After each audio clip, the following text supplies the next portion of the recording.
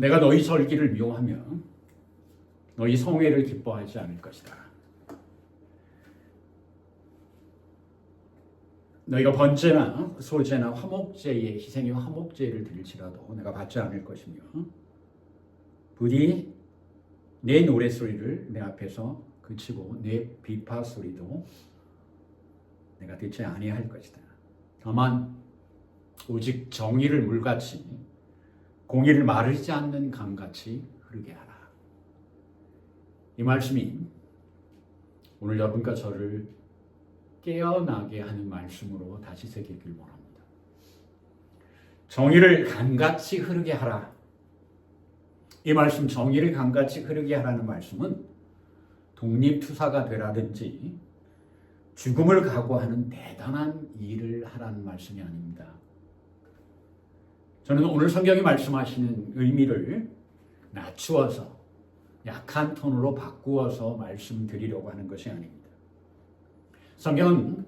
오늘 성경이 말씀하시는 말씀은 하나님을 믿는 사람이라면 하나님을 믿는 사람이 해야 할 마땅한 일을 하라는 말씀입니다. 먼저 의가 무엇인가, 정의가 무엇인가, 공의가 무엇인가, 단어 자체의 의미보다 교회는 이것을 어떻게 생각하고 있는가 다시 되짚어 봐야 합니다. 너무 추상적으로 설명하고 이해하고 있는 것에 대해서 우리가 돌아보아야 합니다. 성경이 말씀하시는 정의와 공의는 무엇인가를 우리는 다시 성경을 통해서 되짚어 봐야 할 것입니다. 아모스 5장 21절로 24절 말씀은 굉장히 사실은 두려운 말씀입니다. 두려운 말씀임에 동시에 특별히 현대 한국 교회가 반드시 돌아보아야 하는 말씀입니다. 그래서 정의와 공의가 무엇인지 여러분과 함께 되짚어 보기 위해서 성경 말씀을 통해서 전해보도록 합니다. 먼저 정의와 공의에 대해서 성경에 가장 간단하고 분명하게 말씀하시는 구절이 있습니다. 예레미야 22장 3절의 말씀입니다. 여호와께서 이와 같이 말씀하시되 너희가 정의와 공의를 행하여 탈취당한 자를 압박하는 자의 손에서 건지고 이방인과 고아와 과부를 압제하거나 학대하지 말며 이곳에서 무죄한 피를 흘리지 말라. 이 예레미야 22장 3절의 말씀은 한글 성경으로 보면 한 문장으로 되어 있습니다. 그러나 성경 원문은 두 문장으로 되어 있습니다. 첫 번째 문장은 정의와 공의를 행하며 탈취당한 자를 압박하는 자의 손에서 건지라. 여기까지가 한 문장입니다. 그리고 이방인, 고아, 과부를 압제하거나 학대하지 말며 이곳에서 무죄한 피를 흘리지 말라. 이것이 두 번째 문장입니다. 여기서 이곳이라는 것은 왕궁을 이야기합니다. 왕과 권력을 가진 신하들이 일하는 곳 혹은 관리들을 이야기합니다. 힘을 가졌을 때 다른 사람의 것을 빼앗지 않는 것은 물론이요, 빼앗긴 사람의 것을 찾아주고 압박하지 않는 것은 물론이요, 압박하는 자에서 건져주라라고 합니다. 그리고 이방인과 고아와 과부를 압박하거나 학대하지 말라, 무시하지 말라. 그리고 또한 권력을 가지고 있을 때 무죄한 자의 피를 흘리지 말라는 말씀입니다. 뭐 대단한 일이 아닙니다. 굉장히 대단한 일이 아닙니다. 하나님을 믿는 사람 혹은 또는 그리스도의 사람이라면 할 수 없거나 못할 일을 요구하시는 것이 아닙니다. 당연히 그리스도인이 아니라도 해야 할 일을 말씀하시는 겁니다. 신약에서는 두 구절을 봅니다. 먼저 로마서 5장 1절의 말씀입니다. 그러므로 우리가 믿음으로 의롭다 하심을 받았으니 우리 주 예수 그리스도로 말미암아 하나님과 화평을 누리자라고 하셨습니다. 이는 믿음으로 의롭다 하심을 받았다. 그러나 여러분, 믿음의 사람이라면 의롭다 하심을 받는 그 자체로 끝이 아니라는 것을 사실은 우리가 분명히 알고 있습니다. 의롭다 하심을 역임을 받은 구원받은 사람이라면 그 의로운 삶을 살아야 합니다. 근데 문제는 우리가 신약 성경을 보면서 여기서 의로운 삶이 무엇인가라는 부분을 사실은 현대교회는 정확하게 이야기하지 않고 있습니다. 여러 가지 이유가 있겠지만 우리가 하는 성경 공부가 너무 부분에 치우쳐 있고 그리고 사실은 굉장히 추상적으로 이야기하기 때문입니다. 얼핏 보면 현대교회의 이해는, 특히 한국교회의 이해는 로마서의 의와 예레미야 구약이 말하는 예레미야서의 공의와 정의가 다른 말씀처럼 우리가 이해하고 있다는 사실입니다. 여러분, 로마서에서 이야기하는 믿음으로 의롭다 하신 구원을 받았다는 말씀에서 여러분이 생각하는, 그러면 구원받은 의인으로서의 삶은, 의의 삶은 무엇입니까? 의의 삶을 경건의 삶이라고 이야기하면 예레미야서가 이야기하는 공의와 정의가 그 거리가 있다고 얘기해도 로마서의 의의 삶을 우리가 신약 성경을 공부하는 사람들에게 경건의 삶이라고 이야기하면 그래도 많이 동의할 수 있는 그런 부분입니다. 그렇다면 이제 우리는 야고보서 1장 27절의 말씀을 돌아볼 수 있게 됩니다. 야고보서 1장 27절의 말씀입니다. 하나님 아버지 앞에서 정결하고 더러움이 없는 경건은, 그렇죠? 하나님 앞에 정결하고 더러움이 없는 믿음, 의의 믿음입니다. 경건한 믿음이죠. 그러면서 야고보서 1장 27절은 계속해서 한 절 속에서 이렇게 말씀하십니다. 하나님 아버지 앞에서 정결하고 더러움이 없는 경건은 곧 고아와 과부를 그 환난 중에 돌보고 또 자기를 지켜 새 속에 물들지 아니하는 그것이니라. 행하지 않는 믿음은 죽은 믿음이다. 행하는 능력이 생명력이 있는 믿음이라고 정말 자신의 모든 것을 바쳐서 이야기하시는 야고보서의 말씀은, 경건은 고아와 과부를 돌아보고 우리 스스로가 세상의 풍습, 문화에 물들지 않는 것이 경건한, 정결한 믿음이라고 이야기하고 있습니다. 여러 말씀을 전하기 전에 왜 성경은 정의와 공의를 이야기할 때, 혹은 야고보서는 정결하고 더러움이 없는 경건을 얘기할 때 왜 고아인가, 왜 과부인가, 왜 성경은 이방인을 이야기하는가? 사실 한국 사람처럼 고아와 과부 그리고 이방인에게 가혹한 문화도 적지 않죠. 많지 않습니다. 여러분, 고아와 과부는 스스로의 선택에 의해서 고아가 되거나 과부가 되지 않는 사람들입니다. 그럼에도 불구하고 고아나 과부들은 천영 하늘의 벌을 받는 것처럼 평생을 죄인처럼 살고 경제적으로 아프게 사는 사람들이라는 사실입니다. 자신이 선택한 것이 결코 아니었어요. 그 스스로가 고아가 되고 과부가 되는데 자신이 한 역할은 하나도 없는 사람들입니다. 이방인, 성경 당시에는 전쟁의 폐에 노예로 잡혀온 사람들이나 그 후손들입니다.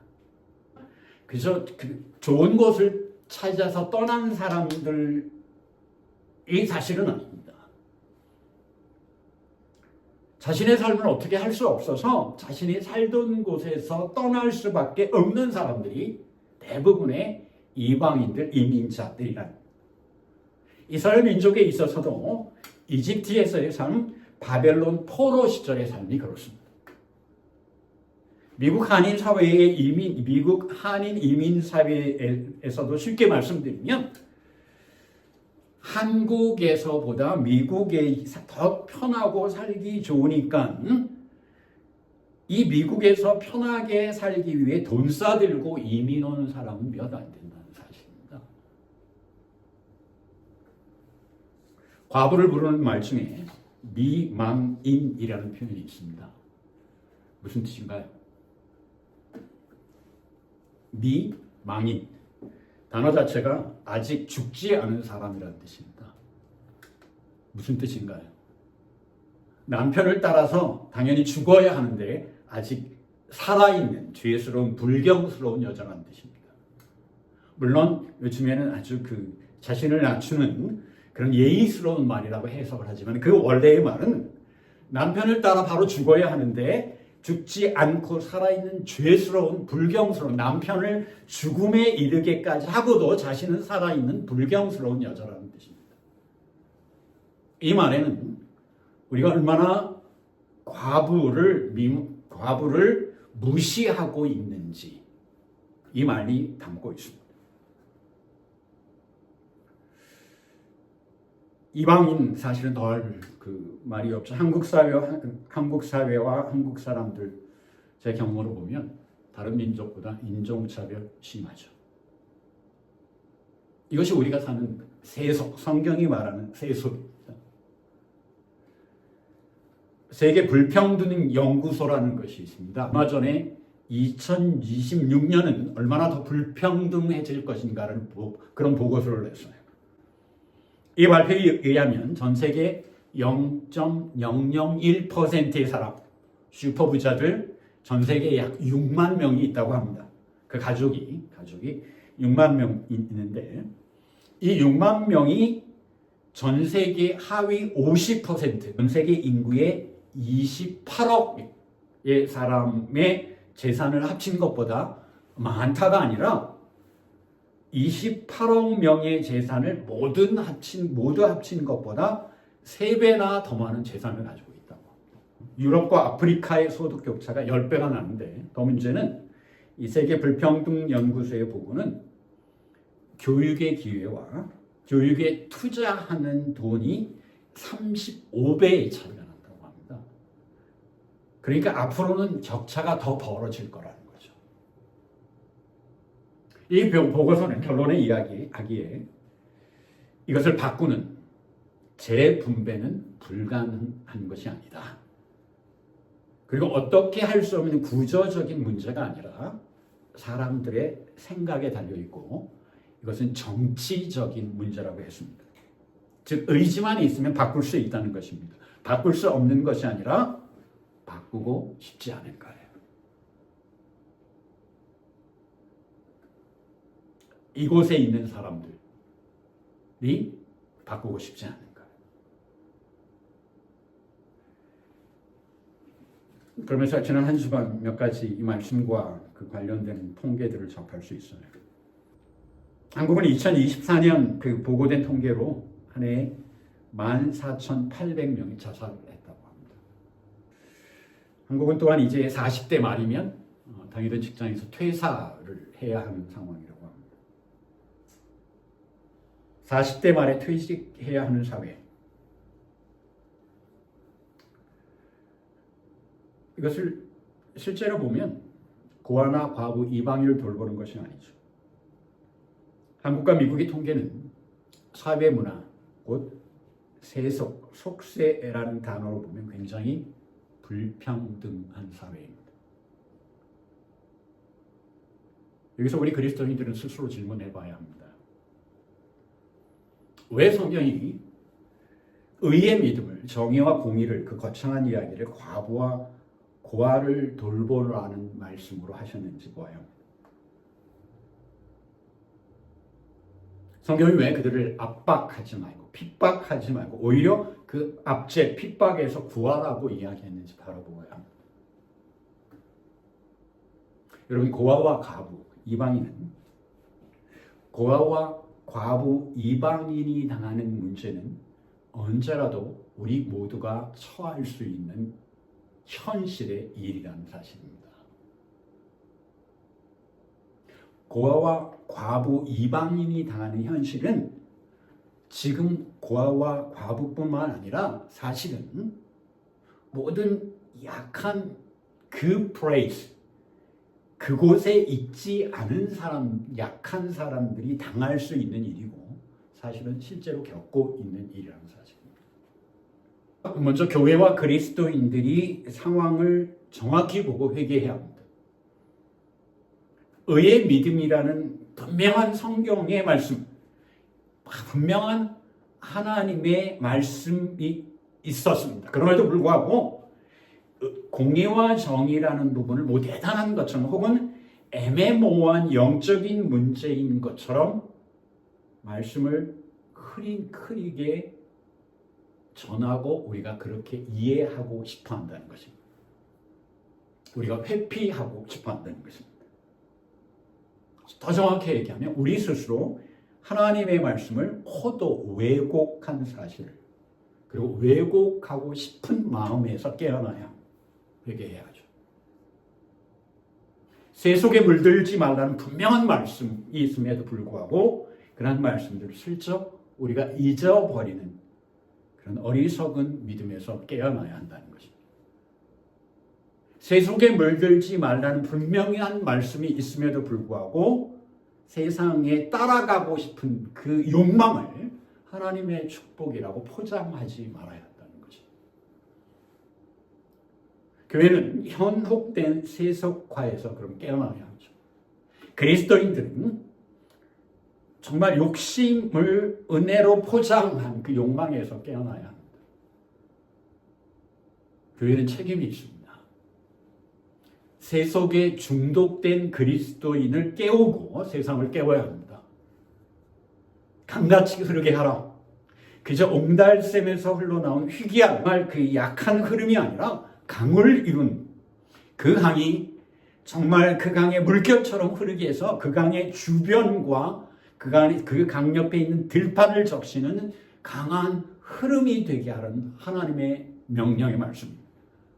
깨어나라는 하나님의 호소예요. 그럼에도 불구하고 우리 스스로를 타락한 혼탁한 세상의 흐름에 밀어넣어서는 안 됩니다. 우리가 구원을 믿고 원하는 사람이라면 내 안에 죄의 속성을 가지고 있다는 것을, 처음부터 죄를 가지고 태어났다는 것을 우리가 깨달아야 인정하고 있잖아요. 받아들이기 싫은 말씀이죠. 그러나 분명한 것은 우리가 악한 습성을 가지고 사는, 이대로는 구원받을 수 없는 악한 사람이라는 것을 우리가 하나님 앞에 인정해야 합니다. 오직 우리의 본성이 악하면 하나님이신 예수가 죽기까지 하셔야 우리가 구원받을 수 있었겠습니다. 이를 바라보고 깨어나야 합니다. 교회와 그리스도인들은 정의와 공의, 이것은 독립투사가 되는 어떤 대단한 목숨을 거는 신앙이 아니라 사람이라면, 특히 하나님을 믿는 사람이요 예수 그리스도의 십자가를 믿는 사람이라면 주시는 말씀 그대로 행해야 합니다. 우리가 행할 능력이 없거나 행하지 못한다면 최소한 행하려고 몸부림쳐야 합니다. 경건의 길, 의의 길은 애매모호하고 몽롱한 영적인 그 무언만의 것이 아닙니다. 실제로 우리의 삶에서 드러나야 하는 것입니다. 약한 사람을 돕고 나누는 것은 사실은 그 약한 사람만을 위한 것이 아니죠. 우리 스스로를 위한 것입니다. 많은 약한 사람들이 악한 방법으로 한 건을 하면 나는 약한 위치가 아니라 강한 위치로 바뀔 수 있다고 착각하고 있는 것입니다. 그 압박받는 사람을 압박에서 건져내는 것은 우리가 새 속에 물든 그 착각에서 깨어나는 것과 같습니다. 경제적인 왜곡된 새 속의 압박이 실제로 우리의 신앙과 우리의 삶을 얼마나 불행하게 하고 있는지, 우리의 영적인 삶이나 영적인 신앙의 감각은 몽롱한 환각이 아니라 깨어있는 현실의 능력입니다. 여러분, 경건함, 새 속에 물들지 않는 것이라고 말씀하시잖아요. 그러나 우리는 새 속에 휩쓸려 가고 있는 거죠. 오히려 정말 정의로 새 속에 그 유혹을 물리치는 것이 아니라 세속에 적시는 삶을 살고 있는 것입니다. 깨어나야 합니다. 공의와 정의는 다시 말씀드립니다. 독립운동을 하는 대단한 목숨을 각오하는 대단한 믿음의 결단이 아니라 말씀이 주시는 대로 믿고 행하는 것입니다. 그러므로 해서 다른 일을 돕고 악한 일을 돕고 세속에 물들지 않음으로 해서 하나님 나라의 은혜를 우리가 얻는 것입니다. 하나님 나라의 평안을 지금 이 땅에서 경험하게 됩니다. 이 믿음이 우리를 평안하게 되고 우리를 구원에 이르게 하는 하나님의 약속의 말씀이라는 사실을 우리가 깨닫는 것입니다. 얼마 전에 은퇴를 하게 되면서 그 인터뷰를 한 지형은 목사님이 이렇게 말씀하셨어요. 한국교회는 더 바닥으로 내려가야 정신을 차릴 것이다. 우리의 노래를, 우리의 찬양을, 우리의 예배를 듣지 않으시는 시대라고 우리는 분명히 알고 있습니다. 더 바닥으로 내려가야 정신을 차릴 것이다. 교회는 그리스도를 믿는 한 사람 한 사람들의 연합체입니다. 교회가 깨어난다는 것은 우리 한 사람 한 사람이 깨어난다는 것입니다. 지 목사님이 더 바닥으로 내려가야 정신을 차릴 것이다. 이 말은 우리 한 사람 한 사람이 더 바닥으로 내려가게 된다는 이야기입니다. 우리의 영성과 우리의 심성, 우리의 마음과 우리의 형편이 더 바닥으로 내려가기 전에 깨어나야 합니다. 그것이 우리가 사는 길이요, 하나님의 은혜의 삶으로 복귀하는 길이요, 마땅히 행해야 할 믿음의 길입니다. 우리가 한 사람 한 사람이 깨어나서 우리 스스로 하나님의 은혜 가운데 들어가는 길이 바로 교회가 사는 믿음의 길입니다. 교회가 이 은혜를 다시 누리기를 원합니다. 믿음의 눈으로 우리가 왜곡되이 생각하는 정의와 공의에 대한 이야기가 아니라 믿음의 눈으로 정의와 공의의 삶을 살아야 합니다. 오늘 아모스서를 통해서, 로마서를 통해서, 야고보서를 통해서, 그리고 우리가 읽은 오늘 마태복음 25장, 너희가 약한 사람에게 한 것이 나에게 행한 것이란 예수 그리스도의 삶을 통해서 사는 것이 경건의 삶을 사는 것입니다. 세속에 물든 유혹에서 우리의 영혼을 깨우는 것이 경건의 삶을 사는 것입니다. 하나님 주신 것을 감사하는 삶이 우리를 하나님 앞에 나아가는 것이고, 그 하나님 주신 것을 나보다 약한 사람들에게 나누는 삶이 경건의 삶입니다. 이것이 바로 예수 그리스도가 말씀하신 사랑의 삶이죠. 이 사랑을 감같이 흐르게 해야 합니다. 이 사랑의 수혜자는 고아나 과부 이방인이 아닙니다. 바로 우리 스스로가 됩니다. 우리가 고아나 과부나 이방인을 섬김으로 해서 무시하지 않고 꼭 돈으로 도와주라는 것이 아닙니다. 무시하잖아요. 우리는 우습게 보는 것이 사실 우리 문화 아닙니까?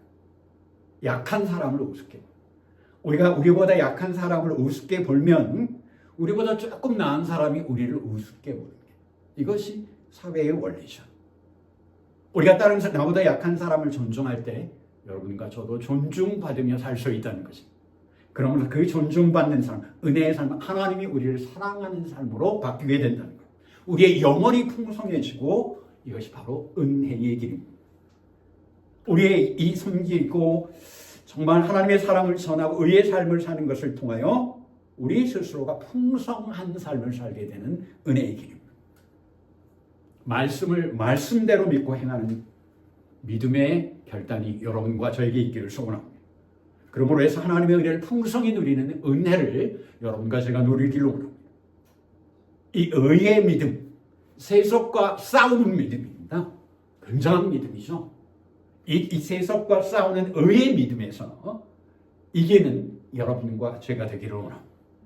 이 공의와 정의를 행하는 믿음이 우리가 드리는 찬양을 하나님이 다시 받게 될 줄 믿습니다. 우리가 드리는 예물도 하나님이 다시 기쁘게 받아들이는 은혜의 통로요, 은혜의 방법임을 믿습니다. 여러분과 제가 그 믿음으로 거듭나기를 원합니다. 그래서 이 땅에 사는 평안을, 또한 하나님 나라의 소망을 회복하고 가슴에 담는 은혜 넘치는 삶을 사는 여러분과 저의 날들이 되기를 소원합니다.